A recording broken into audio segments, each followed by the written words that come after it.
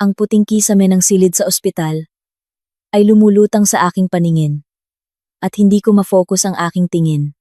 Ginagawa ng morphine ang trabaho nito. Ang sakit pagkatapos ng operasyon ay umatras na sa kung saang sulok. Naging isang manhid at malayong kirot. 3 araw na ang nakalipas mula nang tanggalin ang tumor sa akin. Benign naman. Salamat sa Diyos. Ngunit komplikado ang operasyon at sinabi ng mga doktor na aabutin ng hindi bababa sa 1 buwan ang aking paggaling.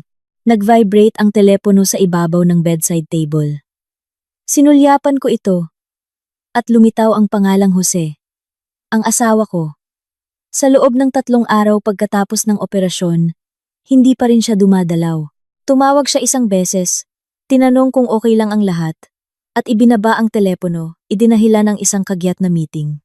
Inabot ko ang telepono, at ang kilos na iyon ay nagdulot ng manhid na sakit sa aking tiyan. Hello, Maria. Kailangan nating mag-usap. Kakaiba ang boses ni Jose. Tila ninenerbiyos at kasabay nito'y nagdiriwang. Ayaw ko sanang sabihin sa telepono.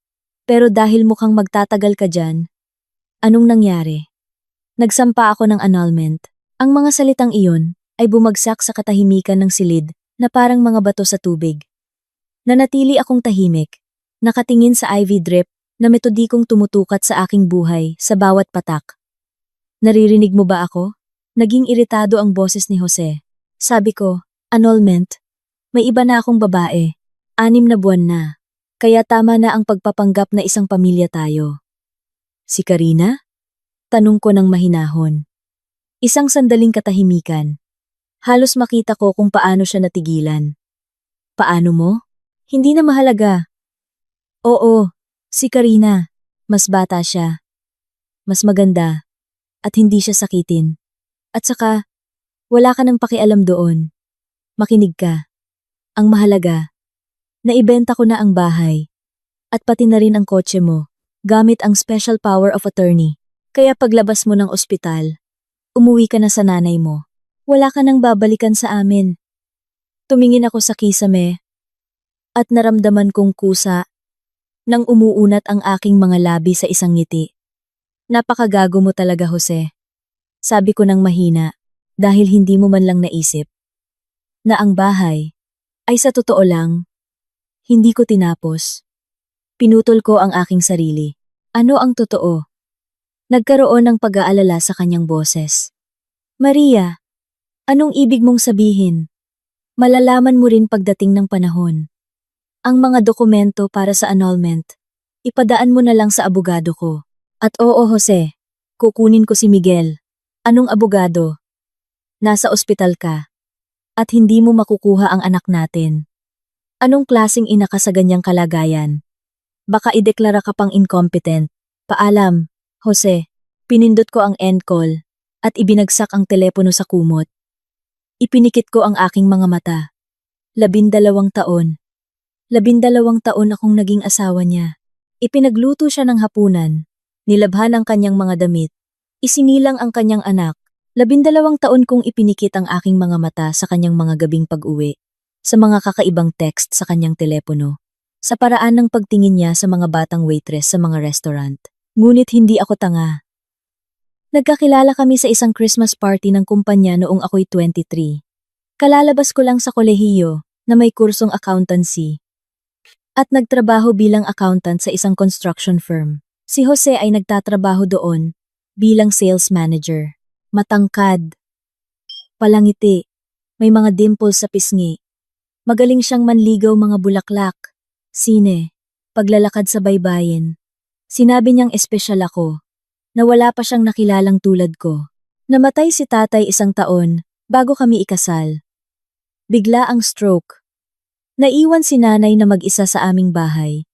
Isang malaking 2-story house na si tatay mismo ang nagtayo. Well, hindi eksaktong siya foreman siya at kilala niya ang lahat ng construction worker sa aming lugar. Ang bahay ay naging kahanga-hanga. May maluwag na beranda, hardin, at garahe para sa 2 sasakyan. Nang magpasya kaming magpakasal ni Jose, inalok kami ni nanay na doon na tumira. Malaki ang bahay, kasya tayong lahat.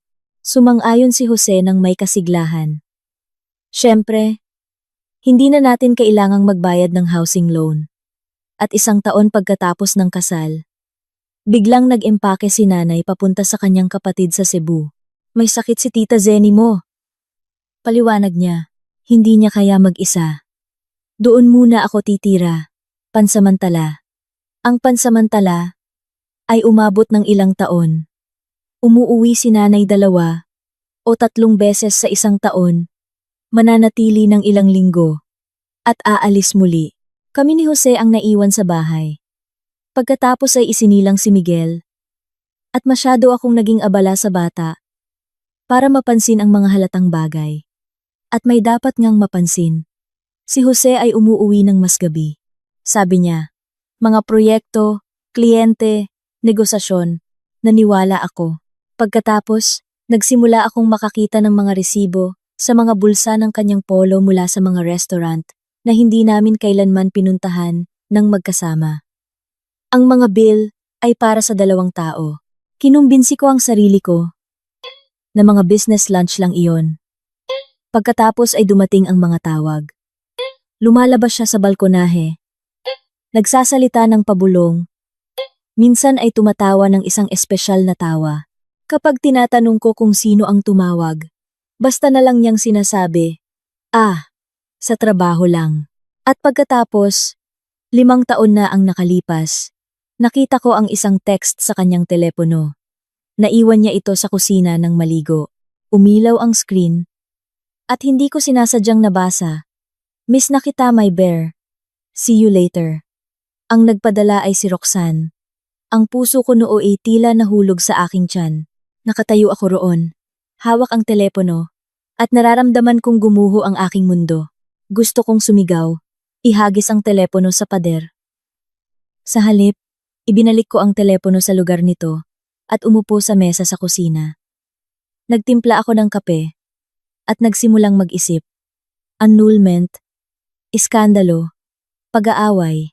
5 taong gulang pa lang si Miguel noon. Sinasamba niya ang kanyang ama. Itinatapon siya ni Jose pataas sa kisame. Isinasakay sa kanyang balikat, tinuturuang magbisikleta. Wasakin iyon. Alisin ang ama sa anak. Ngunit hindi ko rin kayang tiisin ang pagtataksil. Sa sumunod na ilang buwan, nagmasid ako. Tahimik. Maingat. Walang emosyon. Si Roxanne pala ay sekretarya sa kabilang opisina. Ang kanilang relasyon ay tumagal ng halos 1 taon. At pagkatapos ay nag-resign siya at lumipat sa Davao. Nalungkot si Jose ng mga 2 linggo. At pagkatapos ay bumalik sa akin masaya, maalaga, mapagmahal.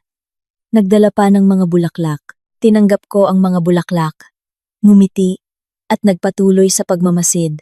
Sa mga sumunod na taon, nagkaroon pa siya ng 2 babae, sina Marina at Sara. Pareho ko silang natukoy sa parehong mga senyales.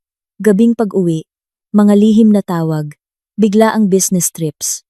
Gumawa ako ng isang hiwalay na folder sa aking computer, kung saan iniimbak ko ang mga screenshot ng kanyang mga pag-uusap na paminsan-minsan kong nakikita, mga kopya ng mga kakaibang resibo, mga tala tungkol sa kanyang mga lakad. Kung bakit? Hindi ko rin lubos na naiintindihan. Naramdaman ko lang na balang araw ay magiging kapaki-pakinabang ito. Si Karina ay lumitaw noong nakaraang taon. Bata, 25 taong gulang, may mamula-mulang buhok, at malalaking berdeng mata. Pumasok siya sa aming kumpanya. Oo, sa panahong iyon, ako na ang chief accountant, at si Jose ay umangat na sa posisyon ng commercial director. Pumasok si Karina bilang executive assistant. Tuwang-tuwa ang CEO sa kanyang pagiging masipag. Si Jose rin ay tuwang-tuwa, ngunit sa ibang dahilan. Nakita ko kung paano niya ito tinitingnan sa mga meeting, kung paano siya hindi sinasadyang nagtatagal sa tabi ng kanyang desk, kung paano niya ito inihahatid sa kanyang sasakyan. Pagkatapos ng trabaho, namumula si Karina, humahagik-gik, inaayos ang kanyang buhok. Pagkalipas ng 3 buwan, natagpuan ko sa kanyang jacket ang isang susi sa isang kwarto sa The Oasis Hotel. Noon ako nagdesisyon. Hindi iskandalo, hindi annulment, kundi paghahanda. Una sa lahat, tinawagan ko si nanay. Nay, sabi ko, tanda mo ba? Lagi mong sinasabi na dapat manatiling nakapangalan sa'yo ang bahay, na hindi dapat ilipat sa pangalan ko o ni Jose. Oo naman, anak, tandang-tanda ko, sabi ni nanay na may pag-iingat. Bakit? Anong nangyari? Wala pa naman. Pero maaaring mangyari. Pamana ni tatay ang bahay na to. Ayokong mapunta lang ito sa kung sino-sino. Natahimik si nanay. Nambababae siya, no? Opo, hindi ko na itinanggi. Opo, matagal na. Bakit hindi mo sinabi sa akin noon pa? Dahil kaya ko tong ayusin mag-isa. Nay, kailangan ko lang malaman na ligtas ang bahay. Nasa pangalan ko ang titulo. Ganoon noon. At ganoon pa rin ngayon. Sinadya kong hindi ilipat. Kahit ilang beses nang nagpahiwatig si Jose. Ngayon naiintindihan ko na kung bakit. Pangalawa, pumunta ako kay Attorney Reyes. Isang abogada at matagal ng kaibigan ni nanay. Pinakinggan niya ako ng tahimik. Nagsusulat ng mga tala sa kanyang notepad. At pagkatapos ay inalis ang kanyang salamin. At tiningnan ako. Ganito yan, Maria.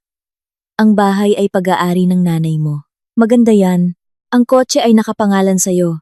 Pero sa ilalim ng financing ng kumpanya mo. Magaling. Hindi niya iyon maibebenta ng walang pahintulot mo. Ano pa ang mayroon kayo? Isang kondo sa sentro. Binili namin 3 taon pagkatapos ng kasal. Pinapaupahan. Conjugal property yan. Sa annulment, hahatiin yan sa 2. Maliban, kung mapapatunayan mo na mas malaki ang personal mong inambag. May pruweba ka? Tumango ako. Ako ang nagbigay ng down payment pera mula sa pagbebenta ng mga stock ni tatay. Bago pa bumagsak ang halaga ng mga iyon. Naitago ko ang mga dokumento. Lahat. Ngumiti si Attorney Reyes. Matalino. Ano pa? Mga utang. May ilang loan siya na aksidente ko lang nalaman. Malalaking halaga. Kung kumuha siya ng mga loan nang hindi mo alam para sa kanyang personal na pangangailangan, sa annulment, mananatiling problema niya lang yon. Sa sumunod na 6 na buwan, namuhay ako ng 2 buhay. Sa araw, isang mapagmahal na asawa na naghahanda ng hapunan at nagtatanong sa asawa tungkol sa trabaho. Sa gabi, isang babae na metodikong bumubuo ng isang dosye tungkol sa taong kasama niya sa kama. Gumawa ako ng mga kopya ng lahat ng dokumento ng bahay at kondo. Kinuhanan ng litrato ang kanyang mga credit agreement na natagpuan ko sa kanyang drawer. Ni-record ko sa voice recorder ang ilan sa kanyang mga pag-uusap sa telepono kay Karina. Hindi para sa korte, kundi para sa aking sarili. Para maalala kung sino ang aking kaharap. Nagbukas ako ng hiwalay na bank account at nagsimulang mag-ipon ng pera. Maliliit na halaga na hindi makakatawag pansin. At naghintay ako. Alam kong darating ang araw na gagawa siya ng hakbang. Hindi si Jose ang tipo na kayang mamuhay sa 2 pamilya ng matagal. Kailangan niya ng katiyakan. Isang bagong, batang asawa, magandang buhay. Ang pakiramdam na isang nagwagi. At ako? Ako ay isang lumang muwebles na kailangan ng itapon. Pinabilis ng operasyon ang kanyang mga plano. Nang isugod ako sa ospital dahil sa hinalang appendicitis na naging isang tumor na nangangailangan ng agarang operasyon, nakita ni Jose ang perpektong pagkakataon. Isang asawang may sakit, walang kakayahan, walang magawa, maaaring kunin ang lahat at ilarawan ang sarili bilang isang biktima. May sakit siya. Hindi ko na kaya ang ganito. Naiintindihan niyo naman. Ang hindi niya alam, handa ako. Kinabukasan, pagkatapos ng kanyang tawag, pumasok si nanay sa silid. Dumating siya sakay ng night bus mula Cebu nang malaman niya ang tungkol sa operasyon. Anak, niyakap niya ako ng maingat. Iniingatang hindi matamaan ng dextrose. At sa unang pagkakataon sa mga araw na iyon, hinayaan ko ang sarili kong umiyak. Hindi dahil sa sakit, hindi dahil sa sama ng loob, kundi dahil sa ginhawa. May kasama akong isang taong mapagkakatiwalaan ko. Tumawag siya kahapon Sabi ko nang matuyo ang aking mga luha. Annulment. At sinabi niyang naibenta na niya ang bahay. Lumayo si nanay at tiningnan ako. Walang gulat sa kanyang mga mata, kundi isang malamig na galit. Ibinenta niya ang bahay ko? Akala niya na ibenta niya. Bahagyang ngumiti si nanay. Ang gago. Nay. Alam ko, pero baka pineke niya ang mga dokumento. Isang special power of attorney sa pangalan mo. Kailangan nating i-check. Tumawag na ako sa Registry of Deeds. Bukas ng umaga, makukuha ko ang kopya ng titulo. Pero kahit may ginawa siyang kalokohan sa mga dokumento, magiging invalid ang transaksyon. Buhay ako at nasa tamang pag-iisip. Sumandal ako sa unan. Paano si Miguel? Sabi niya. Kukunin niya si Miguel. Dumilim ang mukha ni nanay. Nasa kanya si Miguel ngayon. Tumawag ako. Gusto kong makausap ang apo ko. Ayaw ibigay ni Jose ang telepono. Sabi niya, hindi raw dapat malungkot ang bata sa pakikipag-usap sa isang lolang may sakit. Iyon ang masakit. Mas masakit pa kaysa sa hiwa sa aking tiyan. Ang anak ko. Ang aking 9 na taong gulang na anak. Na 1 linggo pa lang ang nakalipas. Ay yumayakap sa akin bago pumasok sa eskwela. At sinasabing, Mama, I love you to the moon and back. Ano kaya ang sinasabi ni Jose sa kanya ngayon? Na iniwan siya ng kanyang ina? Na masama ang kanyang ina? Na magkakaroon na siya ng bago? Bata? At magandang ina? Babalik natin siya, matigas na sabi ni nanay. Lahat ayon sa batas. Magsisisi pa ang walang hiyang yon. Ang sumunod na 2 linggo ay ginugol ko sa ospital. Mabagal gumaling ang mga tahi. Hindi nagmamadali ang mga doktor na pauwiin ako. Hindi na tumawag si Jose. Ngunit si attorney Reyes ay dumarating tuwing 3 araw na may dalang mga balita. Nakuha ko na ang kopya mula sa Registry of Deeds, sabi niya sa unang pagbisita. Inilalatag ang mga papel sa mesa. Ang bahay ay nakapangalan pa rin kay Aling Ana. Ang nanay mo, walang anumang transaksyon na nakarehistro.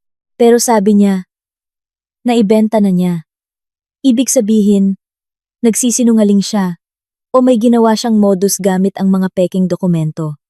Kung ang pangalawa, kriminal na kaso, yan estafa. Nag-file na ako ng request sa pulisya. Makalipas ang 1 linggo, luminaw ang sitwasyon. Talagang sinubukan niyang ibenta ang bahay. Binuklat ni Attorney Reyes ang mga dokumento. Nakahanap siya ng mga buyer. Ipinakita sa kanila ang isang peking special power of attorney mula sa nanay mo at kumuha ng down payment na 2 milyong piso.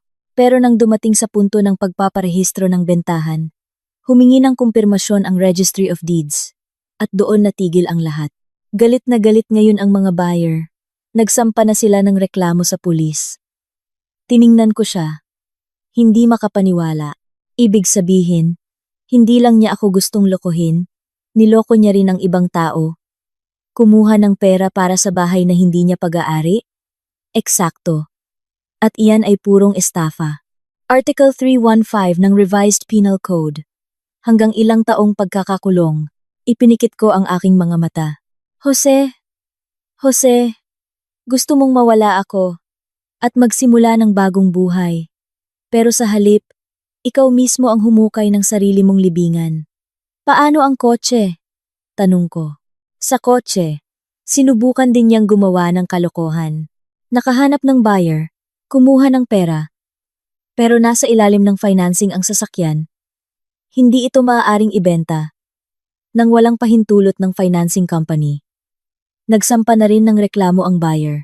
Isa na namang reklamo ng estafa. Hindi ko napigilang tumawa. Kahit masakit. Ilang taon na ba ang naloko niya? Hindi bababa sa 3. At iyon lang ang alam natin. Nakalabas ako ng ospital sa pagtatapos ng 3 linggo. Matagal na ipinaliwanag ng doktor na kailangan ko ng pahinga. Walang stress, walang pisikal na pagod. Tumango ako. Alam na walang pahingang magaganap. Hinihintay ako ni nanay sa labas ng ospital. Sakay ng taxi. Uwi na tayo? Tanong niya. Uwi na. Natahimik ako. Hindi niya tayo papapasukin sa bahay, di ba? Oo. Siguradong pinalitan na niya ang mga kandado. Subukan lang niya. Bahay ko yon. Dumating kami sa pamilyar na gate. Nakalock ang maliit na pinto. Sa itaas ng bakod, may bagong CCTV camera. Sinubukan ni nanay ang code sa intercom. Hindi gumana. Pinalitan niya. Sabi niya ng panggigil. At kinuha ang telepono. Hello, police? Hindi po ako makapasok sa sarili kong bahay. Ang address ay 14 Sampaguita Street. Opo, maghihintay ako. Dumating ang pulis pagkatapos ng 40 minuto. Isang matandang lalaki na may bigote, nakilala ni nanay, ng mga 20 taon. Aling Ana, ano po ang nangyari dito? Ang manugang ko. Akala niya siya na ang may-ari dito. Pinalitan ang mga kandado. Pinalitan ang code. Pero bahay ko ito. Bumuntong hininga ang pulis. Kinuha ang kanyang radyo. Aayusin natin to. Wala si Jose sa bahay. Pero nandoon si Karina gulo ang buhok. Nakapambahay na duster. Halatang hindi inaasahan ang mga bisita. Nang ipaliwanag sa kanya ng pulis ang sitwasyon, namutla siya at umatras papasok sa bahay. Ako, hindi ko alam. Sabi ni Jose, bahay niya ito. Napatay na ang asawa niya. Nakatayo ako sa pintuan ng bahay ni nanay. At tiningnan ang babaeng papalit sana sa aking lugar. Mamula-mulang buhok, berdeng mga mata, isang takot na mukha, halos isang bata pa. Nagsinungaling sa iyo si Jose. Sabi ko ng mahinahon. Buhay ako.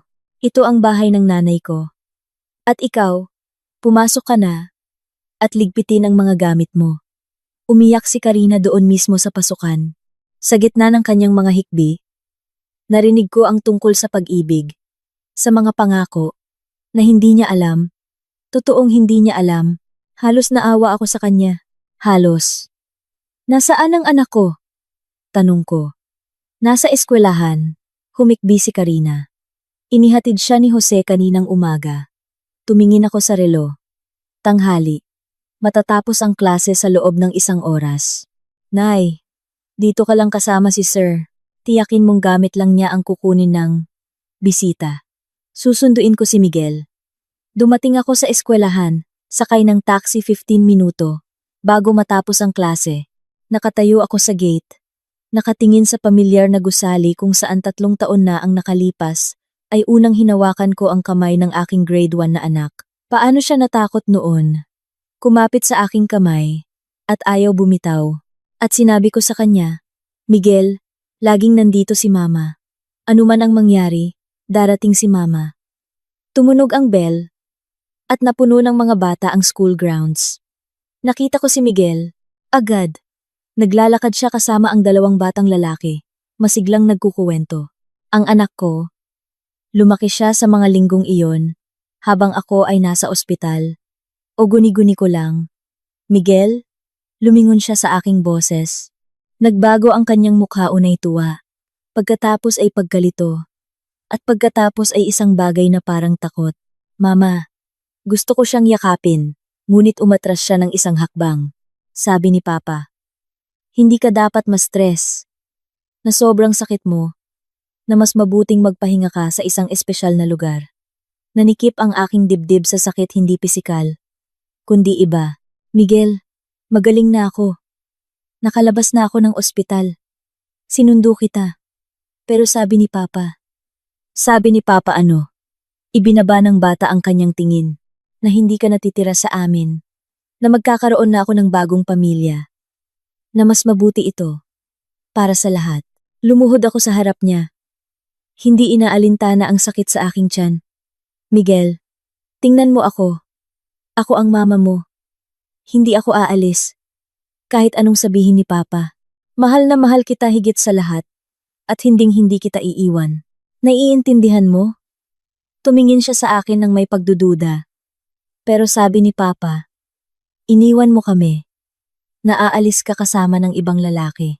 Naramdaman ko ang galit na namumuo sa loob ko. Malamig at mabigat. Nagsinungaling si Jose tungkol sa akin sa sarili naming anak. Nagsinungaling para isara ang isip niya laban sa akin. Hindi yan totoo, sabi ko ng may diin. Nasa ospital ako. Inoperahan ako. Hindi ako makadalaw dahil sobrang hina ko. Pero araw-araw, iniisip kita at gusto kong gumaling agad.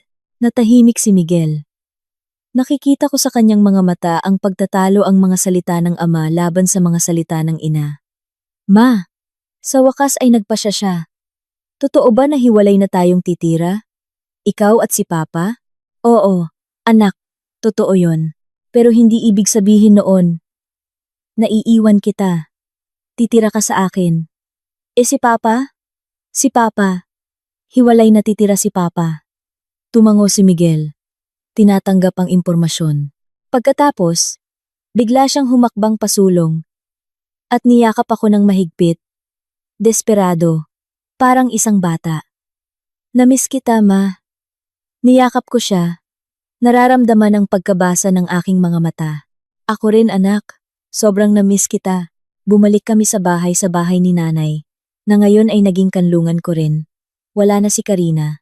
Sinigurado ng pulis na mga gamit lang niya ang kanyang dinala. Nag-aabala si nanay sa kusina. Nag-iinit ng adobong binili niya kanina. Tumakbo si Miguel sa kanya. Miguel! Apo! Nagyakapan sila.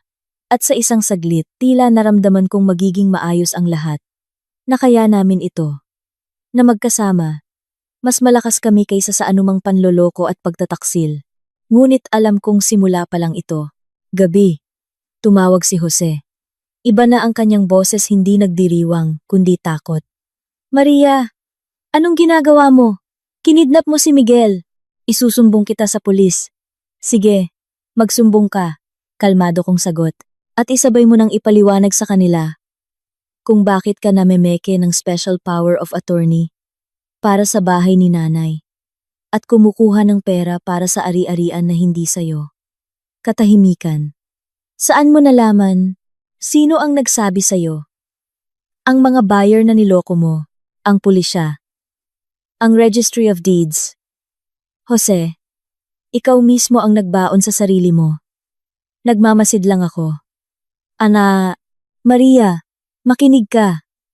Pwede tayong mag-usap. Kailangan ko ng pera. Baon ako sa utang. Pinagbabantaan ako. Hindi mo naiintindihan ang sitwasyon ko. Naiintindihan kong mabuti. At malapit mo na ring maintindihan. Magkita na lang tayo sa korte. Ibinaba ko ang telepono. At pinatay ito. Pumasok si nanay sa silid. Tiningnan ako ng maigi. Tumawag siya? Oo. Nakikiusap na mag-usap. At anong sagot mo? Ngumiti ako. Ang dapat kong isagot. Nagsisimula pa lang ang giyera, Nay, pero handa ako. Umupo si nanay sa tabi ko. Hinawakan ang aking kamay. Maria. Seryoso niyang sabi. May gusto akong sabihin sa'yo. Matagal ko nang gustong sabihin. Pero nag-aalangan ako. Ano po yun? Tanda mo ba? Iginiit ko na manatili sa akin ang titulo ng bahay. Na huwag mong ilipat pagkatapos ng kasal? Oo naman. Sabi mo, pamana ni tatay yon. At dapat manatili sa pamilya. Tumango si nanay. Totoo yon. Pero may isa pang dahilan. Natahimik siya. Nag-iisip. Lumapit sa akin si Jose, 1 taon pagkatapos ng kasal nyo. Hinihiling na ilipat ang titulo ng bahay sa inyong dalawa. Sabi niya, iyon daw ang tama, na kailangan ng isang bagong pamilya ng kasiguruhan sa hinaharap. Hindi niya kailanman sinabi sa akin yun. Alam ko, kasi tinanggihan ko siya. At alam mo ba kung anong sinabi niya sa akin noon? Umiling ako, sabi niya, Aling Ana, alam niyo naman na hindi kayo mabubuhay magpakailanman. Sa malaot madali, mapupunta rin ang bahay na ito kay Maria. Na ibig sabihin, sa akin din. At ngumiti siya, na parang siya na ang may-ari. Doon ko na intindihan ang lahat. Tiningnan ko si nanay. Nararamdaman ang lamig na gumagapang sa loob ko. Bakit hindi niyo sinabi sa akin? Dahil masaya ka? O akala mo masaya ka? Kalalabas lang ni Miguel noon. Ayokong sirain ang pamilya mo. Dahil lang sa mga hinala. Pero para makasiguro, iniwan ko sa pangalan ko ang bahay. At tulad ng nakikita mo, hindi ako nagkamali. Niyakap ko siya, nang mahigpit. Nagpapasalamat. Salamat, Nay. Walang anuman. Anak, pamilya tayo. At dapat protektahan ng pamilya ang isa't isa. Nagdidilim na sa labas. Sa kung saang parte ng bahay, tumatawa si Miguel. Natagpuan ang kanyang mga lumang laruan sa bodega. Nagpapatuloy ang buhay komplikado, hindi mahuhulaan. Minsan malupit, ngunit nagpapatuloy. At handa ako para rito. Gabi, hindi ako makatulog. Nakahiga sa aking lumang silid. Kung saan ko ginugol ang aking pagkabata at kabataan. Kung saan nangarap ako ng pag-ibig at kaligayahan. At iniisip kung paano nagbago ang lahat. 12 taon na ang nakalipas. Ikinasal ako na may buong kumpiyansa na ito'y magpakailanman. Puting bestida, belo. Isang bouquet ng rosas. Si Jose na nakasuit. Gwapo. Nakangiti. Sumpa ang mahalin at alagaan. Mga salitang walang laman pala. Isang magandang balot na walang nilalaman. Ngunit hindi ko pinagsisihan ang mga taong nagdaan. Dahil nariyan si Miguel. Ang aking anak. Ang aking dugo. Ang aking pangunahing tagumpay sa bigong kasal na ito. Para sa kanya lang. Sulit na pagdaanan ang lahat ng ito. Mga 3:00 ng madaling araw. Narinig ko ang mga mahinang yapak sa pasilyo. Bahagyang bumukas ang pinto. At sa siwang ay lumitaw ang ulo ng isang bata. Ma, tulog ka na? Hindi. Anak, pasok! Umakyat si Miguel sa kama sa ilalim ng kumot, bumaluktot na parang bola. Nanaginip ako ng masama. Ano yon? Na umalis ka na naman. At hindi ka na bumalik. Niyakap ko siya. Idiniin sa aking dibdib. Hindi na ako aalis. Pangako. Talaga, ma? Talaga, anak. Matulog ka na. Natahimik siya. Nag-init at kumalma. At ako'y nakahiga sa dilim. Iniisip kung gaano karaming trabaho pa ang kailangang gawin. Mga kaso, abogado, pulis, investigasyon, dokumento, hearing, ang laban para sa kung ano ang nararapat sa akin para sa aking anak, para sa aking dignidad, para sa katarungan. Ngunit handa ako. Dahil hindi ako isa sa mga babaeng sumusuko. Kinaumagahan. Ginising ako ng isang tawag. Hindi pamilyar ang numero. Hello? Hello? Si Mrs. Maria Cruz po ba ito? Boses ng isang babae, bata at ninenerbiyos. Oo, ako nga. Sino to? Ako po si Karina. Nagkita po tayo kahapon. Umupo ako sa kama. Automatikong inaayos ang aking buhok na para bang nakikita niya ako. At anong kailangan mo? Kailangan ko po kayong makausap. Pakiusap po. Mahalaga ito. Mayroong isang bagay sa kanyang boses na desperado. Sira. Nag-isip ako. Ang babaeng ito karibal ko ba? Kaaway? O isa pang biktima ng mga manipulasyon ni Jose? Sige. Sabi ko sa wakas. Pumunta ka rito. Alam mo na ang address. Dumating si Karina makalipas ang 1 oras. Walang make-up. May mga matang pula sa kaiiyak. Mukha siyang isang bata. Inihatid siya ni nanay sa sala. At demonstratibong nanatili sa may pintuan. Walang balak na iwan akong mag-isa, kasama ang babaeng ito. Nandito po ako para humingi ng tawad. Agad na sinimulan ni Karina. Hindi nag-aangat ng tingin. At para sabihin sa inyo ang totoo, nakikinig ako. Sabi sa akin ni Jose na hiwalay na kayo, na kayo mismo ang umalis para sa ibang lalaki, iniwan ang anak niyo. Na siya ay isang sawimpalad na single father, na sinusubukang ayusin ang kanyang buhay. Naniwala po ako sa kanya. Minahal ko siya. Natahimik siya. Nilulukot ang isang tissue sa kanyang mga kamay. Tapos, nalaman kong nasa ospital kayo. Aksidente kong narinig ang pag-uusap niya sa telepono. May kausap siyang lalaki. Parang pinagkakautangan niya. Sinasabi niyang malapit ng maayos ang lahat. Na may sakit ang asawa niya. Na makukuha niya ang bahay. At ang pera. Suminghal si nanay sa may pintuan. At nanahimik ka lang? Hindi ko po alam ang gagawin. Akala ko, baka hindi lang kami nagkaintindihan. Baka nag-aalala lang siya, dahil sa mga utang. Itinaas ni Karina ang kanyang mga mata sa akin malaki. Berde, puno ng luha. At kahapon, nang dumating ang pulis, nang bumalik kayo, Naintindihan kong niloloko niya ako. Sa buong panahon, niloloko niya ako. Tulad ng panloloko niya sa inyo. Tiningnan ko siya at sinubukang unawain ang aking nararamdaman. Galit. Oo, mayroon. Sama ng loob. Ngunit sa kung anong dahilan, ang pinakamatindi kong naramdaman ay isang pagod na simpatya. Ang babaeng ito ay hindi kaaway. Isa lang siyang piyesa sa laro ni Jose. Tulad ko noon. Anong gusto mo sa akin? Diretsahan kong tanong. Gusto ko pong tumulong. May alam po ako. Isang bagay na maaaring makatulong sa inyo. Ano yon? Kinuha ni Karina ang kanyang telepono mula sa bag. May mga recording dito. Mga usapan ni Jose. Hindi niya alam na minsan. Nakikinig ako. Natatakot kasi ako. Gusto kong maintindihan kung ano ang nangyayari. Nitong huling 2 buwan, palagi siyang may kausap sa telepono. Ninenerbiyos. Sumisigaw. Inabot niya sa akin ang telepono. Ngunit umiling ako. Huwag sa akin. Sa abogado ko. Siya ang bahalang alamin kung alin dito ang maaaring gamitin. Tumango si Karina. Ibinalik ang telepono sa kanyang bag. At isa pa po, muli siyang nag-atubili, at isang pamumula ang kumalat sa kanyang maputlang pisngi.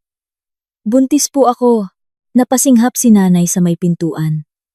Tahimik akong nakatingin sa babaeng ito, na walang kamalay-malay, ay nasangkot sa isang kuwentong maaaring sumira sa kanyang buhay. Alam ba ni Jose? Opo, sabi niya. Ipalaglag ko raw ang bata, sabi niya.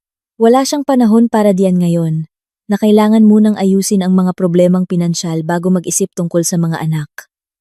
Nagbigay siya ng pera para sa procedure. At anong napagdesisyonan mo? Tumingin sa akin si Karina, na may halong desperadong hamon. Bubuhayin ko ang anak ko. Kasama man siya o wala. Anak ko to. Tahimik akong tumango. Ano pa ang masasabi? Ang babaeng ito ay haharap sa mahihirap na panahon pagiging solong ina. Posibleng mga kaso para sa sustento. Walang katapusang problema sa ama ng bata. Ngunit ito ang kanyang pinili. At marahil, ang tanging tama. Iwanan mo ang contact mo sa abogado ko, sabi ko. Maaaring magamit ang mga recording. At magpakatatag ka. Umalis si Karina. Nag-iwan ng pakiramdam ng isang bagay na mali. At nakapanlulumo. 25 taong gulang. Buntis sa isang lalaking may asawa. Na ginamit, at iniwan siya. Ganoon kadali para kay Jose, na sirain ang buhay ng iba, nang hindi man lang iniisip ang mga kahihinatnan. Dumating si Attorney Reyes ng araw ding iyon, papalapit na ang gabi. Pinakinggan niya ang aking kuwento tungkol sa pagbisita ni Karina. Kinuha ang kanyang mga contact. Maganda ang mga recording na yan, sabi niya, nagsusulat sa kanyang notepad. Pero kailangan nating i-verify. Kung may pag-amin doon sa panloloko, o pagtalakay sa modus sa bahay. Ginto yan. Kung wala, magagamit pa rin. Character reference kumbaga. Ibinaba niya ang notepad at tiningnan ako ng seryoso. Maria, may balita ako. Hindi masyadong maganda. Ano na naman? Nag-imbestiga ako tungkol sa kalagayang pinansyal ng asawa mo. Baon siya sa utang. Sa napakalaking utang. Alam ko ang tungkol sa mga loan. Hindi ito mga loan sa bangko. Oo, hindi lang doon. Nanghiram si Jose ng pera mula sa mga pribadong individual. Sa malalaking interes. At hindi nagbabayad. Naramdaman kong nanlamig ang aking kalooban. Magkano? Sa tantiya ko, mga 15 milyong piso. Baka higit pa. 15 milyon.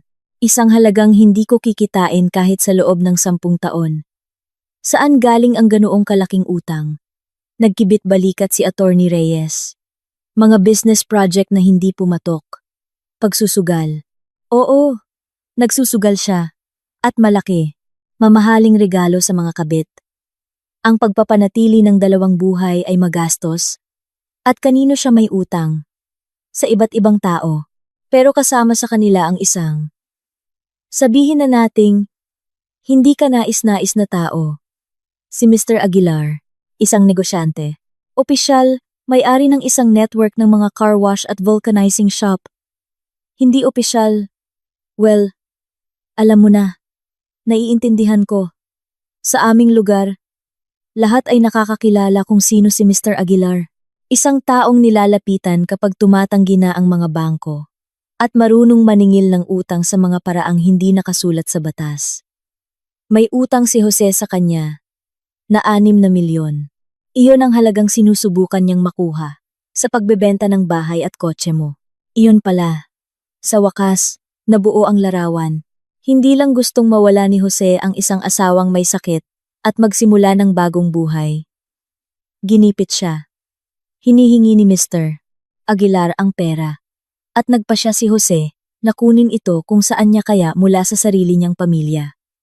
Anong mangyayari kapag nalaman ni Mr. Aguilar na walang pera? Tanong ko. Natahimik si Attorney Reyes. Pero problema na ni Jose yon, hindi sa'yo. Paano kung subukan niyang saktan kami?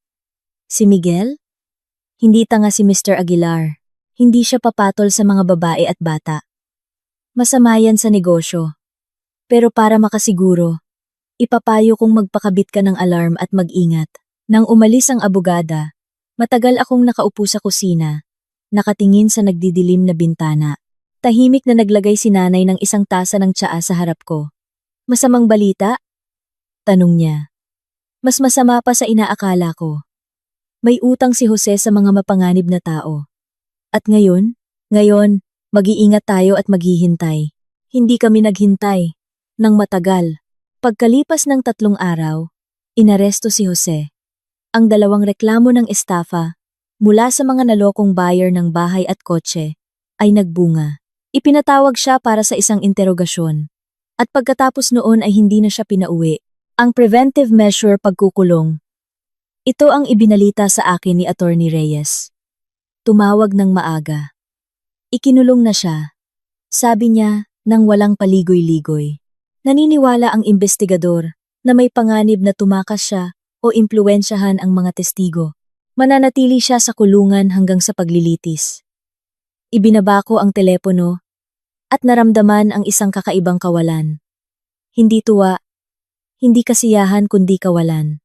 Ang taong nakasama ko sa loob ng 12 taon, ang ama ng aking anak, ay nasa isang selda ngayon at siya lang ang may kasalanan. Nalaman ni Miguel ang tungkol sa pag-aresto sa kanyang ama mula sa mga kaklase. Umuwi siyang malungkot. Tahimik. Ibinagsak ang kanyang backpack sa isang sulok at ikinulong ang sarili sa kanyang silid. Kumatok ako, pumasok ng walang paanyaya. Nakaupo siya sa kama, nakatutok sa kanyang telepono. Miguel, kailangan nating mag-usap. Alam ko na. Bulong niya. Hindi nag-aangat ng tingin. Inaresto si Papa. Pinag-uusapan na ng lahat sa klase. Oo, totoo yon. Bakit? Umupo ako sa tabi niya, naghahanap ng mga tamang salita. Paano mo ipapaliwanag sa isang 9 taong gulang na bata na ang kanyang ama ay isang manloloko, na nanloko siya ng mga tao, kinuha ang kanilang pera, nagsinungaling sa lahat, may mga masamang bagay na ginawa si Papa. Sabi ko sa wakas, kumuha siya ng pera sa mga tao at hindi ibinalik. Ang tawag doon ay estafa. Pinaparusahan yon, pero hindi naman niya sinasadya. Sa wakas ay tumingin sa akin si Miguel at may mga luha sa kanyang mga mata. Mabait siya, sabi niya. Kailangan lang niya ng panahon na magiging maayos din ang lahat. Anak, minsan, nagkakamali ang mga matatanda, mga seryosong pagkakamali, at kailangan nilang pagbayaran yun. Kasalanan mo to. Biglang sigaw niya. Ikaw ang nagsampa ng kaso laban sa kanya. Ikaw ang nagpakulong sa kanya. Ang mga salita ay tumama ng mas masakit kaysa sa inaasahan ko. Ngunit hindi ako tumalikod, hindi umalis, hindi Miguel, hindi ako. Ibang tao ang nagsampa ng kaso laban kay Papa. Yung mga taong niloko niya. Wala akong kinalaman dito. Hindi totoo, sabi ni Papa. Gusto mo siyang sirain. Na masama ka at sakim. Maraming sinabi si Papa na hindi totoo. Sinabi niyang iniwan ko kayo. Pero nakikita mo naman, nandito ako. Hindi ako umalis. Natahimik si Miguel. Lumulunok ng luha.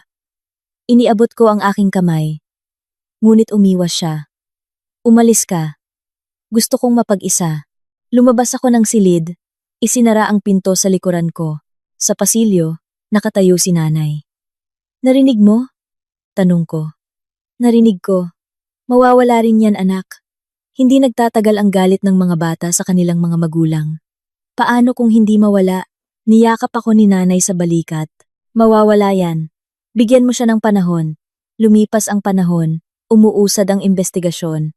Nasa city jail si Jose. Sinusubukan ng kanyang abogado na makakuha ng house arrest. Ngunit hindi nagtagumpay masyadong maraming kaso. Masyadong malinaw ang kasalanan. Talagang ibinigay ni Karina ang mga recording kay Attorney Reyes. At maraming interesante doon. Pakinggan mo to. Pinatugtog ng abogada ang isang recording sa kanyang telepono.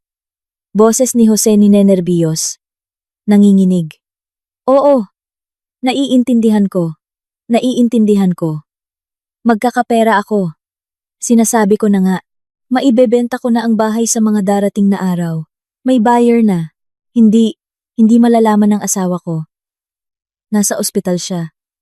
Gagawa ako ng SPA. May kakilala ako sa opisina. Isa pang boses. Mababa. Kalmado. Joey. 3 buwan ka nang nangangako. Naiinip na si Mr. Aguilar. At kapag naiinip siya, lahat tayo'y nagkakaproblema. Alam mo naman yon. Naiintindihan ko. Lahat naiintindihan ko. 1 linggo, 2, pinakamatagal na. Natapos ang recording. Ito ay pag-amin ng intensyon na manloko, sabi ni Attorney Reyes. Plinano na niya Zaranya na ibenta ang bahay, gamit ang mga peking dokumento, habang nasa ospital ka. Matutuwa ang investigador dito. Talagang natuwa ang investigador. Idinagdag ang mga recording sa kaso. Dumami ang mga bilang ng kaso. Ngayon, si Jose ay nahaharap hindi lang sa isang suspended sentence, kundi sa isang tunay na sentensya. At iniisip ko, kung paano ko siya hindi nakilala. 12 taon na magkasama, at hindi nakita kung sino talaga siya, o ayaw kong makita. Isang araw, tumawag ang biyenan kong si Aling Belen, isang babaeng dominante, at mapanghusga, na hindi kailanman nagustuhan ako. Sa lahat ng taon ng aming pagsasama, hindi niya pinalampas ang pagkakataong ituro ang aking mga pagkukulang. Hindi tamang magluto, hindi tamang magpalaki ng apo, hindi tamang manamit. Sa kanyang mga mata, si Jose ay isang perpektong anak, at ako ay isang asawang hindi karapat-dapat sa kanya. Maria, malamig ang boses ng biyenan ko. Kailangan nating magkita. Para saan? Para pag-usapan ang sitwasyon. Ang anak ko ay nasa kulungan dahil sa'yo, habang ikaw ay payapang nakatira sa iyong bahay at pinalalaki ang aking apo.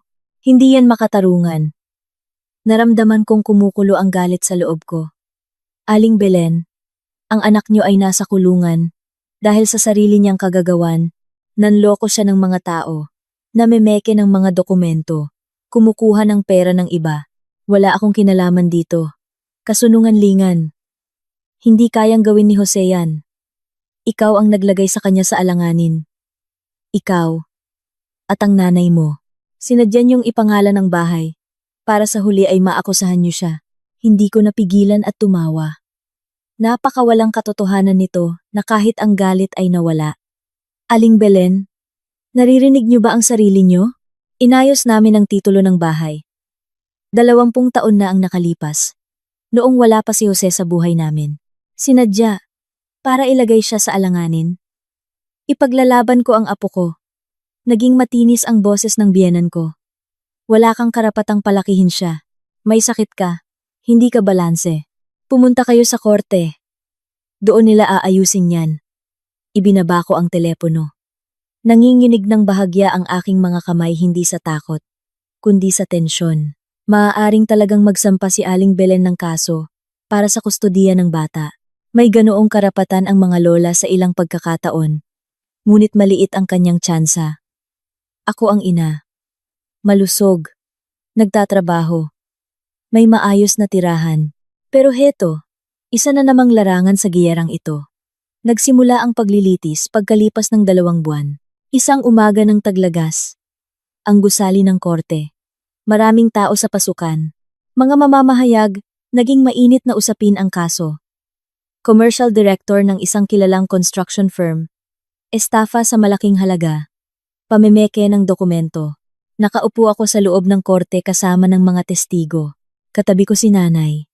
Si Attorney Reyes. Si Karina. Ang mga nalokong buyer. Isang mag-asawang nasa katanghalian. Isang matandang lalaki na may tungkod. Nandito kaming lahat para makita ang katarungan. Dinala si Jose na may kasamang bantay. Malaki ang ipinagbago niya sa mga buwang iyon. Pumayat. Humagulgol. May isang bagay sa kanyang mga mata na parang isang hayop na nasukol. Nang makita ako, tila hahakbang sana siya patungo sa akin. Ngunit pinigilan siya ng bantay sa balikat. Binasa ng hukom ang mga akusasyon.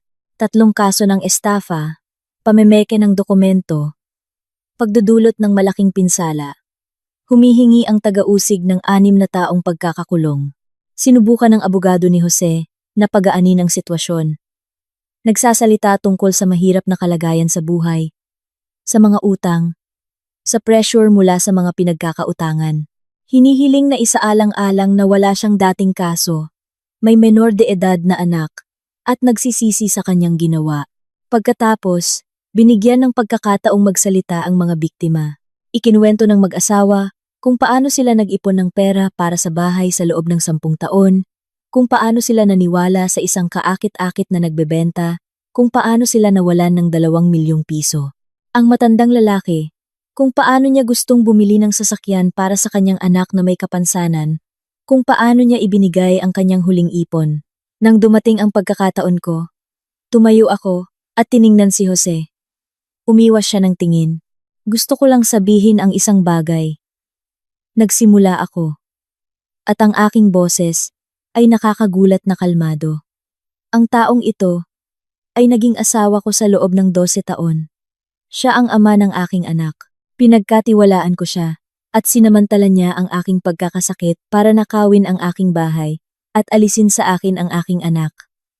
Hindi ito pagkakamali o aksidente. Ito ay pagtataksil. Isang pinag-isipan. Planadong pagtataksil. Natahimik ako, nag-iisip. Hindi ako humihingi ng mabigat na parusa. Humihingi ako ng katarungan para sa lahat ng kanyang niloko at para sa aming anak na dapat malaman na may pananagutan sa mga masasamang gawain. Sa wakas, ay itinaas ni Jose ang kanyang mga mata sa akin. May isang bagay doon. Hindi pagsisisi, hindi. Mas katulad ng pagkainis. Ang pagkainis ng isang talunang manlalaro na nahuli sa pandaraya. Ibinaba ang hatol pagkalipas ng 1 linggo. 4 na taon, sa pambansang bilangguan. Mas mababa kaysa sa hiningi ng taga-usig. Ngunit sapat para maintindihan ni Jose na tapos na ang maliligayang araw. Habang binabasa ng hukom ang hatol, nakatayo si Jose nang hindi gumagalaw, tanging ang kanyang panga ang kumikibot. Si Aling Belen, na nakaupo sa loob, ay tahimik na umiiyak.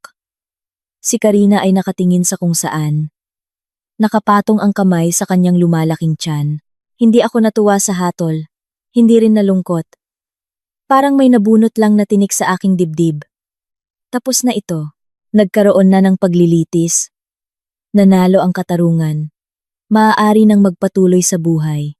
Pagkatapos ng hearing, lumapit sa akin si Karina. Mrs. Maria, salamat po. Para saan? Dahil hindi niyo ako sinisi. Hindi niyo ako idiniin. Maiintindihan ko po kung wala kang kasalanan. Putol ko. Niloko niya ang lahat. Pati ikaw. Tumango siya. Pinupunasan ang kanyang mga mata. Malapit na po akong manganak. Lalaki. Congratulations. Naisip ko lang po, baka magiging magkapatid sila. Si Miguel at ang baby ko. Half-brothers, pero magkapatid pa rin. Tiningnan ko siya bata. Litong-lito. May malaking tiyan at takot na mga mata. At naramdaman ko ang isang bagay na parang awa o pagkakaisa. Pareho kaming biktima ng iisang tao. Parehong naiwan na may mga anak. Parehong kailangang bumuo ng buhay. Panahon ang magsasabi. Sabi ko, kapag lumaki na ang mga bata, tingnan natin. Nagpasalamat si Karina at umalis. At ako'y nakatayo sa hagdanan ng korte. Hinahayaan ang hangin ng taglagas na dumampi sa aking mukha. Iniisip kung gaano kakaiba ang takbo ng buhay. 3 buwan pa lang ang nakalipas. Nakahiga ako sa ospital. Mahina at walang magawa. At ngayon, isang malayang babae. Nagwagi sa isang laban sa taong gustong sumira sa akin. Ngunit hindi kumpleto ang tagumpay. Nariyan pa si Miguel. Pagkatapos ng hatol, tuluyan na siyang nagsara. Hindi na ako kinakausap. Sumasagot ng matipid. Nagkukulong sa kanyang silid. Nagsimula ang mga problema sa eskwelahan. Nagrereklamo ang mga guro sa kanyang pagiging lutang. Sa mga pakikipag-away sa mga kaklase. Sinubukan kong kausapin siya. Niluluto ang kanyang mga paboritong pagkain. Inaalok na manood kami ng pelikula. Pumunta sa kung saan sa weekend. Tumanggi siya sa lahat. Miguel, pakiusap. Kausapin mo ako. Ayoko. Naiintindihan ko. Nahihirapan ka. Pero ako ang mama mo. Mahal kita. Mahal mo rin si Papa. Tapos ipinakulong mo. Ito ay hindi makatarungan at masakit. Ngunit naiintindihan ko. Hindi matanggap ng isang bata ang katotohanan. Mas madaling sisihin ako kaysa aminin na ang kanyang sinasambang ama ay naging isang manloloko at sinungaling. Pinayuhan ako ni nanay. Nabigyan siya ng panahon. Iminungkahi ni Attorney Reyes, ang isang child psychologist. Pumayag ako sa pangalawa. Naghanap ng espesyalista. Iniskedule ko si Miguel para sa isang appointment. Sa unang ilang session, tahimik lang siya. Nakaupo sa opisina ng psychologist. Nakatitig sa pader. Sumasagot lang ng oo. At hindi. Ngunit unti-unti, may nagbago. Isang araw, umuwi siya mula sa appointment na may mga pulang mata at tahimik na niyakap ako sa pasukan. Ma, nanginginig ang kanyang boses. Bakit niya ginawa yon sa atin? Hindi ko alam, anak. Hindi ko alam. Matagal kaming nakatayo roon. Magkayakap, tahimik, nararamdaman ang isa't isa. At naiintindihan kong ito ang simula. Hindi ang katapusan, kundi ang simula ng paggaling. Lumipas pa ang ilang linggo.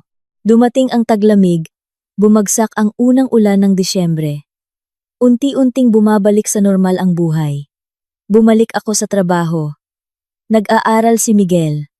Nag-aasikaso si nanay sa bahay. Sa labas, halos mukhang maayos ang lahat. Isang gabi, pumasok si Miguel sa aking silid. Hawak niya ang kanyang lumang telepono. Yung pambatang telepono na ibinigay namin sa kanya noong ika-7 kaarawan niya. Ma, may gusto akong ipakita sa'yo. Ano yon? Umupo siya sa tabi ko. Binuksan ang telepono. Tanda mo ba noong 1 buwan? Noong inaresto si Papa, dumating siya sa eskwelahan. Para sunduin ako ng araw na yon. Sinundo niya ako ng maaga. Sinabing kailangan naming mag-usap. Nanigas ako. Hindi mo yan ikinuwento sa akin. Alam ko. Atas sa lapad, atas sa lapa. Galit ako sa'yo noon. Akala ko masama ka. Pero pagkatapos pinakinggan ko to lahat.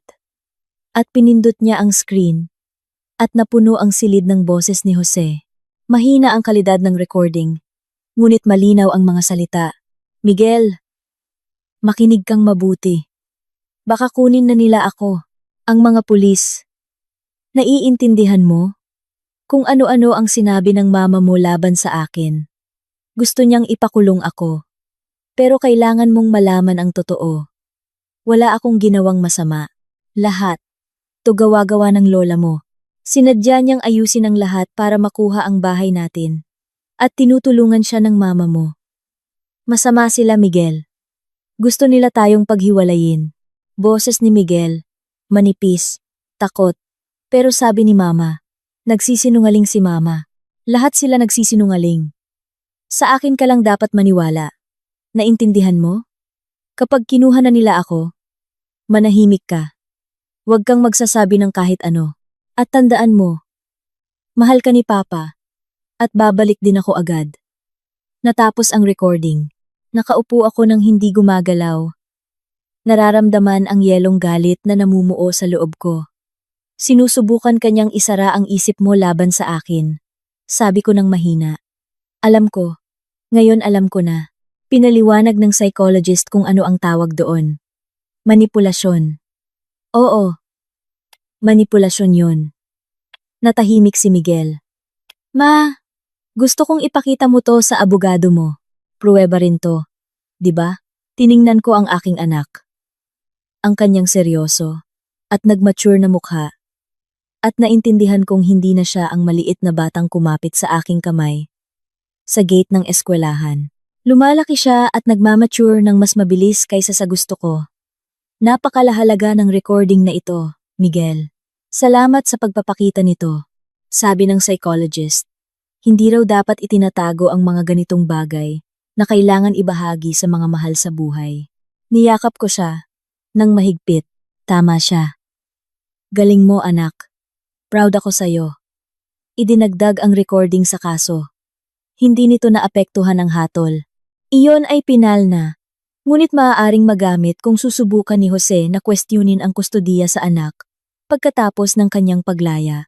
Ang pruweba ng pagtatangkang isara ang isip ng bata laban sa ina ay isang seryosong argumento. Si Aling Belen, tulad ng kanyang banta, ay nagsampa ng kaso para sa kustodiya ng kanyang apo. Ngunit pagkatapos na iparinig sa korte ang recording at ang konklusyon ng psychologist tungkol sa mga pagtatangka ng manipulasyon, ibinasura ang kanyang mga kahilingan. Lumabas ang biyanan ko sa korte na may matigas na mukha at mula noon ay hindi na tumawag. Nagpatuloy ang buhay. Dahan-dahan. Mahirap. Ngunit nagpatuloy. Gumaling ang pag-aaral ni Miguel. Nakahanap ng mga kaibigan. Mga normal na bata. Mula sa kabilang section, sumali siya sa swimming team. At tuwing Martes at Huwebes, ay dinadala ko siya sa swimming pool. Sa daan, nag-uusap kami tungkol sa eskwelahan. Sa mga pelikula. Sa buhay. Hindi na siya nagsasara. Hindi na tumatakbo sa kanyang silid. May isang bagay sa loob niya na nagsimulang matunaw. Isang araw, habang pauwi kami mula sa training, nagtanong siya, Ma, mapapatawad mo pa ba si Papa? Natahimik ako. Pinag-iisipan ang sagot. Hindi ko alam. Anak, ang pagpapatawad ay hindi nangangahulugang paglimot at hindi rin nangangahulugang pagpapanggap na walang nangyari. Ano kung ganoon ang ibig sabihin? Siguro, ang pagtigil sa galit, pagtigil sa pag-iisip ng masama, ang pagpapalaya. Galit ka pa ba? Minsan. Pero paunti-unti na lang. Tumango si Miguel. Nakatingin sa bintana sa mga dumadaang ilaw. Susubukan ko ring magpalaya. Sabi niya ng mahina. Sabi ng psychologist. Tama raw yon. Iniabot ko ang aking kamay. At hinaplos ang kanyang ulo. Kaya natin to. Miguel. Magkasama. Natatapos na ang taglamig. Mas maliwanag nang sumisikat ang araw. Natutunaw na ang yelo, inilalantad ang damo ng nakaraang taon. Tumingin ako sa bintana at naisip na malapit na ang tagsibol. Bagong tagsibol, bagong buhay. Na-promote ako sa trabaho. Ako na ngayon ang finance director. Mas maraming responsibilidad. Mas malaking sahod. Magalang na bumabati ang mga kasamahan sa pasilyo. Inaanyayahan ako ng CEO sa mga meeting tungkol sa mga strategic na issue. Kailangan ako at hinahanap. Nagpa siya si nanay na manatili sa amin ng tuluyan. Ibinenta niya ang kanyang bahagi sa bahay ni Tita Zenny sa Cebu. At ipinuhunan ang pera sa pagpapaayos ng bahay.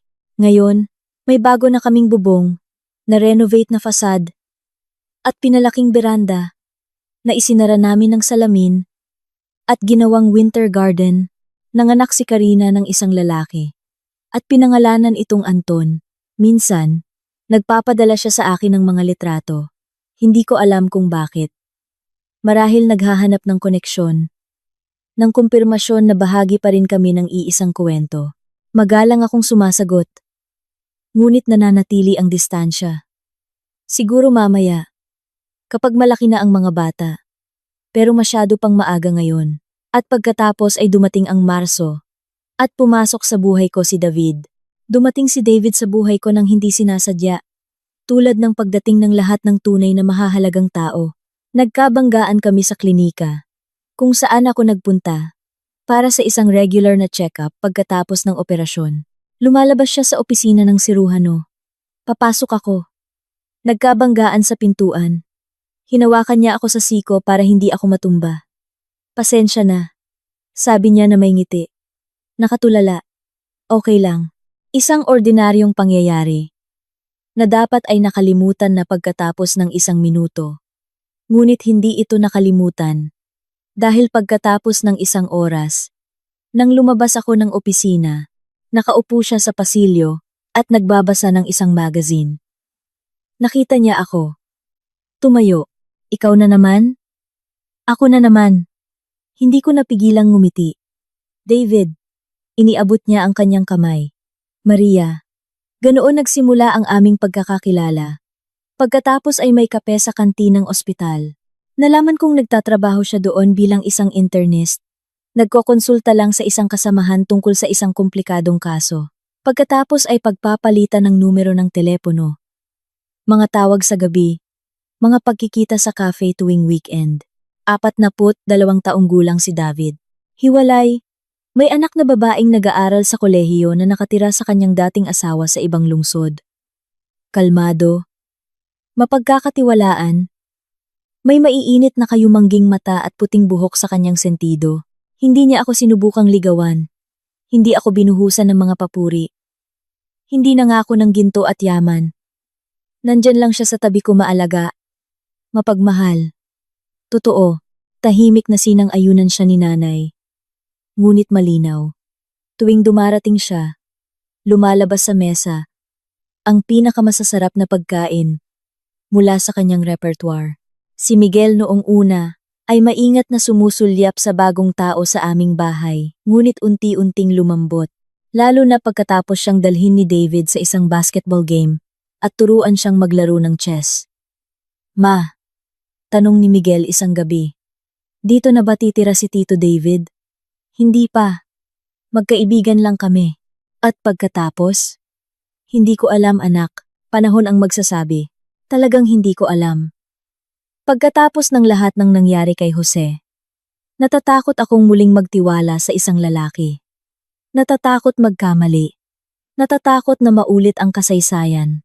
Naiintindihan ito ni David at hindi ako minamadali. Naghihintay. Ang kanyang pasensya ay mas makapangyarihan kaysa sa anumang salita. Lumalakas ang tagsibol. Nagsisimulang mamukadkad ang mga puno sa hardin. Bumalik na ang mga ibon. Mula sa timog, ang hangin ay amoy na tutunaw na nyebe at lupa.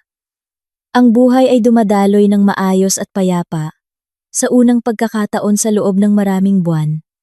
At pagkatapos ay dumating ang isang sulat, isang ordinaryong sobre na walang return address. Sa loob, isang papel na puno ng pamilyar na sulat kamay. Maria, ako to. Sumusulat ako. Kasi alam kong hindi mo sasagutin ang tawag ko. Alam kong nagkasala ako sa iyo at kay Miguel. Alam kong nararapat sa akin ang lahat ng natanggap ko. Dito sa kulungan, maraming oras para mag-isip at iniisip ko tayo. Ang pamilya, ang nawala sa akin. Nagbago na ako, Maria. Totoong nagbago na ako. Paglabas ko, gusto kong humingi ng tawad. Personal, habang nakatingin sa iyong mga mata. Hindi ako umaasa na patatawarin mo ako. Pero pakinggan mo sana ako, para man lang sa anak natin. Jose, binabasa ko ang mga linyang ito, at wala akong nararamdaman. Walang galit, walang awa, walang pag-asa. Tanging kawalan. Ang mga salita ng isang taong huli, na nang maintindihan, ang kanyang ginawa. Ano yan? Sumilip si nanay sa aking balikat. Galing kay Jose. Binasa niya ang sulat, suminghal ng may paghamak. Nagbago raw siya. Baka lobo sa balat ng tupa. Nay! Ano? Nay! Hindi mo naman siguro balak patawarin siya, di ba? Hindi. Pero ayoko na ring magalit. Pagod na ako. Natahimik si nanay. Pagkatapos ay niyakap ako. Tama ka. Anak, ang galit ay kumukuha ng masyadong maraming lakas. Hayaan siyang mamuhay ng sarili niyang buhay. At tayo, nang sa atin, inilagay ko ang sulat sa drawer. Hindi itinapon. Sa kung anong dahilan ay itinago. Siguro, bilang paalala, o bilang pruweba na lahat ng ito ay totoong nangyari. Naging mainit ang tag-araw.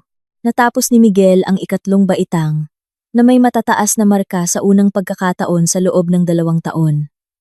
Ipinagdiwang namin ito sa isang biyahe sa dagat. Ako, si nanay, si Miguel, at si David. Nagrenta kami ng isang maliit na bahay sa tabi mismo ng dagat. Naligo, nagbilad sa araw, kumain ng mangga diretso mula sa puno. Ito ang pinakamasayang mga araw sa mahabang panahon. Tiningnan ko ang aking anak na nagtatakbuhan sa dalampasigan kasama ang mga bagong kaibigan. Si nanay na nagbabasa ng libro sa isang silya. Si David na tinuturuan si Miguel na lumangoy ng freestyle at naisip na posible ang kaligayahan. Kahit pagkatapos ng lahat, kahit pagkatapos ng pagtataksil, sakit, pagkabigo, nagpapatuloy ang buhay. At may lugar dito para sa kagalakan. Isang gabi, nang tulog na si Miguel at pumasok na si nanay sa kanyang silid, kami ni David ay nakaupo sa beranda at nakatingin sa mga bituin. Maria, sabi niya ng mahina, may gusto akong sabihin sa'yo. Nakikinig ako. Pagkatapos ng lahat ng nangyari, natatakot kang muling magtiwala, muling magbukas. Hindi kita minamadali, pero gusto kong malaman mo, hindi ako aalis. Mananatili ako sa tabi mo hanggat kailangan. Lumingon ako sa kanya. Tiningnan ang kanyang mga mata mainit, tapat, walang itinatago. Paano mo nalaman na natatakot ako? Nakikita ko. Palagi kang handa. Parang naghihintay ng patibong. Parang naghahanda sa isang atake. Tama siya. Talagang naghihintay ako. Naghihintay na ang lalaking ito ay maging katulad din ni Jose. Nasa likod ng magagandang salita ay may kasinungalingan na ang kaligayahan ay isang bitag na maaga o huli ay magsasara. Hindi ako si Jose. Sabi ni David na para bang nabasa ang aking isip. Hindi ako magaling magsalita at mangako ng imposible, pero marunong akong manatili sa tabi. At iyon ay walang makakaagaw sa akin. Ipinatong ko ang aking ulo sa kanyang balikat. Sa unang pagkakataon sa mahabang panahon, naramdaman ko ang kapayapaan.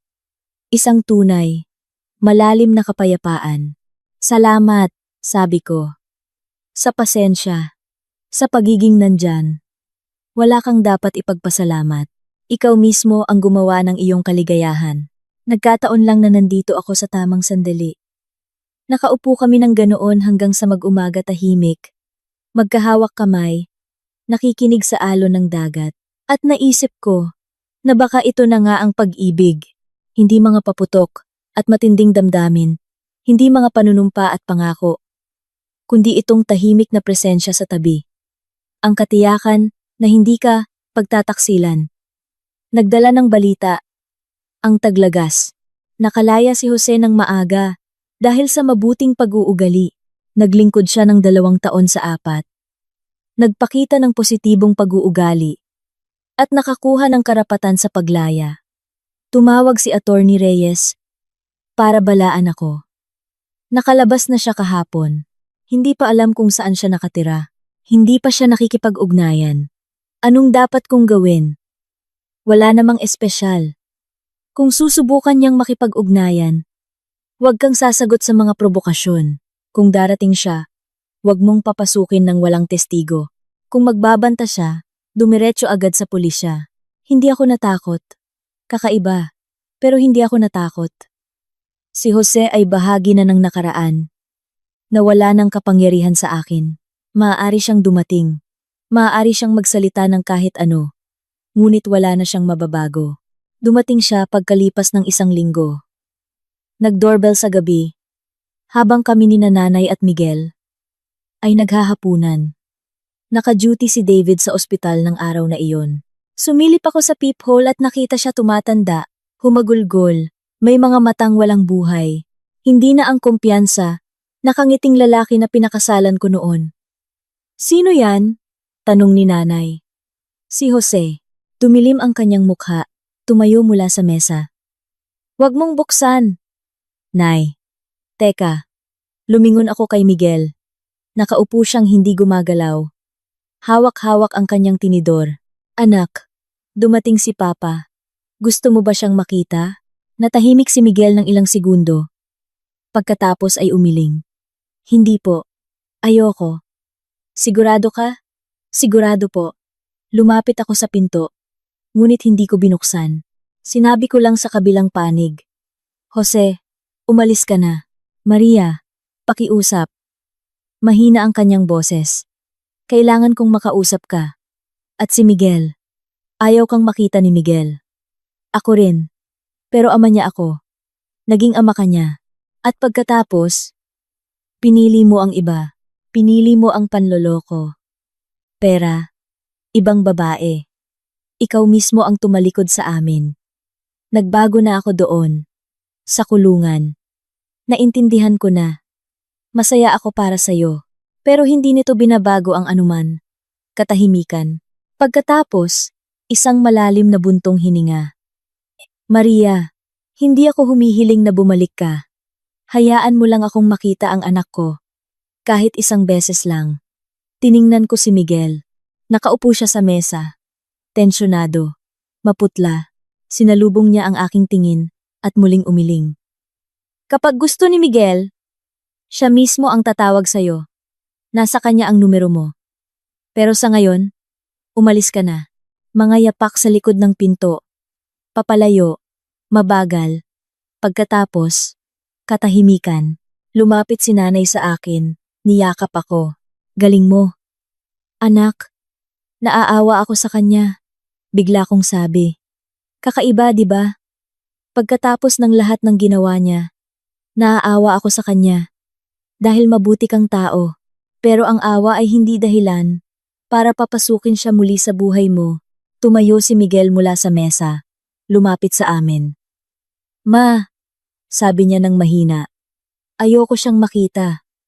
Sa ngayon, ayoko. Siguro mamaya, kapag malaki na ako. Pero ngayon, hindi. Niyakap ko siya ng mahigpit.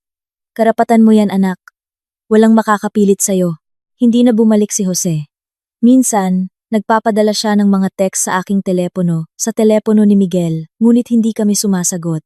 Unti-unti. Dumalang ang mga text. Pagkatapos ay tuluyan ng tumigil. Nalaman ni Attorney Reyes na lumipat siya sa ibang lungsod. Nagkaroon ng trabaho. Nagsimula ng bagong buhay. Hindi ko alam kung dapat ba akong matuwa o hindi, ngunit tiyak na nakaramdam ako ng ginhawa. Sa wakas, binitawan na ako ng nakaraan. Nagpatuloy ang buhay sa kanyang sariling takbo. Pumasok si Miguel sa ikalimang baitang. Nahilig sa programming, nagsimulang mangarap ng sarili niyang computer game. Nag-alaga si nanay ng hardin, nagtanim ng mga rosas, nag-ayos ng rock garden, nag-alaga ng pusa, na pinangalan ng Barsik. Mas madalas nang dumadalaw si David at isang araw, tuluyan nang nanatili. Hindi kami nagpakasal sa simbahan. Nag-sign lang kami sa City Hall. Walang mga bisita at selebrasyon. Si Miguel ang naging saksi sa panig ng nobya. Si nanay sa panig ng nobyo. Pagkatapos ng pirmahan, pumunta kami sa isang cafe. Kumain ng cake. Uminom ng champagne. Para sa bagong buhay. Sabi ni David. Itinaas ang kanyang baso. Para sa bagong buhay. Ulit ko. At ito ay talagang isang bagong buhay. Hindi perpekto. Walang perpekto. Ngunit mabuti. Totoo. Isang taon pagkatapos ng aming kasal. Tumawag si Karina. Ninenerbiyos ang kanyang boses. Ngunit masaya. Mrs. Maria, hello po. Gusto ko lang pong sabihin. Isang taon na po si Anton. At kakatapos lang niyang gumawa ng kanyang unang mga hakbang. Congratulations! Sabi ko ng taos puso. Salamat po. At isa pa po, magpapakasal na ako. Sa isang mabuting tao. Alam niya ang lahat tungkol kay Anton, tungkol kay Jose, at tinatanggap pa rin niya kami. Masaya ako para sa iyo, Karina. Mrs. Maria. Gusto ko po sanang itanong, baka po balang araw, pwede magkakilala. Sina Anton at Miguel. Magkapatid pa rin naman sila, di ba? Nag-isip ako. Half-brothers totoo yun. Iisang dugo. Iisang ama. Ngunit kailangan pa ba ni Miguel ng isa pang paalala sa taong nagtaksil sa kanya? Kakausapin ko si Miguel. Sabi ko sa wakas, kung gusto niya, gagawa tayo ng paraan. Gabi, tinanong ko ang aking anak. Matagal siyang natahimik. Pagkatapos ay sinabi, si Anton, walang kasalanan na ganoon ang tatay niya. Tulad ko na walang kasalanan. Siguro, magkakilala kami balang araw. Pero hindi ngayon. Kailangan ko pa ng konting panahon. Sige, anak. Kung gaano katagal ang kailangan mo, ganoon katagal. Makalipas ang isa pang kalahating taon, si Miguel na mismo ang humiling na mag-organisa ng isang pagkikita. Dumalaw kami kay Karina. Nakatira na siya ngayon sa isang maliit na apartment sa labas ng lungsod, kasama ang kanyang asawa at ang maliit na si Anton. Nagustuhan agad ng mga bata ang isa't isa. Si Anton ay maliit pa lang 1 taon at kalahati. Nakakatawa, mataba, may kulot na buhok na mamula-mula, tulad ng kanyang ina. Naglaro si Miguel sa kanya buong gabi. Ipinakita ang mga laruan. Nagtayo ng mga tore mula sa mga bloke. Naglaro ng mga kotse. Nang pauwi na kami, sinabi ni Miguel nang may pag-iisip. Ma, si Anton, kamukha ni Papa. Noong bata pa. Nakita ko sa mga litrato. Oo, sang-ayon ko. Kamukha nga, pero hindi siya magiging katulad ni Papa. Kasi mabait ang mama niya at ang bago niyang papa. Nakita ko kung paano nila siya tinitingnan. Hinaplos ko ang ulo ng aking anak. Nag-mature ka na talaga, Miguel. 11 na ako, ma. Malaki na yon. Oo naman, malaki na. Ngumiti ako. Lumipas pa ang ilang taon. Lumaki si Miguel. Naging isang matangkad, seryosong tinedier. Nagtapos ng high school na may karangalan. Pumasok sa isang technical university sa kursong computer science. Tinulungan siya ni David sa matematika. Ako sa Ingles. Si nanay ay halos maiyak sa pagmamalaki sa kanyang apo. Isang gabi ng taglagas, nakatayo ako sa bintana ng aming bahay. Yung bahay na itinayo ni tatay. Na iningatan ni nanay para sa akin.